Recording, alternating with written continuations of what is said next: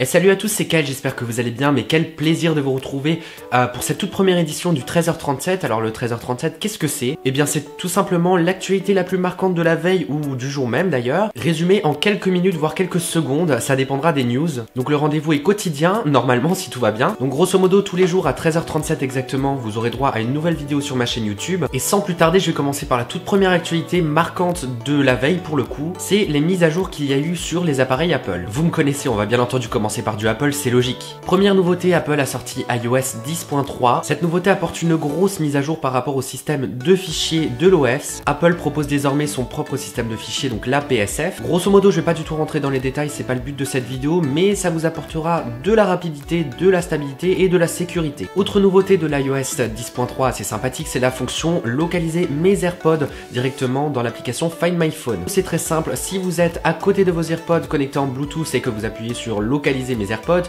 et bien ces derniers vont faire un son très strident d'ailleurs pour que vous puissiez les retrouver assez facilement. Autre nouveauté, Apple a mis à jour le système macOS, donc vers la version 10.12.4. Cette dernière apporte le mode Night Shift sur les Mac. Vous connaissez déjà cette fonction certainement puisque cette fonction est disponible depuis un certain moment sur iPhone et iPad et vous permet de réduire la lumière bleue à une certaine heure de la journée par exemple, voilà, pour que vous puissiez aller vous coucher tout en ne fatiguant pas trop vos yeux. Donc cette fonction est désormais portée sur le Mac et ça fait du bien. WatchOS a été également mise à jour en version 3.2 et vous permet désormais d'activer le mode spectacle. Je vous la fais très courte, hein. Par exemple vous êtes au cinéma, vous n'avez pas envie d'être dérangé par une lumière d'un écran quelconque, et bien vous allez activer ce mode spectacle et pour activer l'écran de votre Apple Watch il faudra tapoter dessus. Autre nouveauté que j'ai découverte dans cette version là, c'est la possibilité de faire des petits messages écrits directement sur votre Apple Watch. Alors cette fonction Scribble existe effectivement depuis WatchOS 3, mais par contre elle n'était réservée que sur les Apple Watch étant configurés en anglais. Désormais c'est une chose qui est révolue puisque si vous avez votre Apple Watch en français,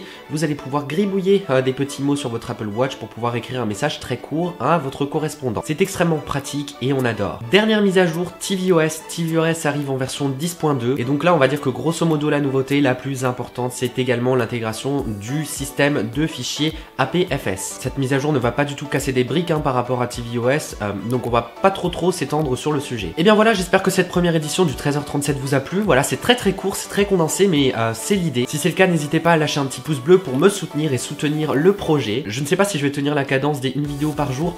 Ça me paraît chaud, mais on va essayer. En tout cas, moi je vous dis à demain, donc à 13h37 pour un nouveau 13h37. Je pense que ça va de soi. Je vous fais de gros bisous. À demain. Bise.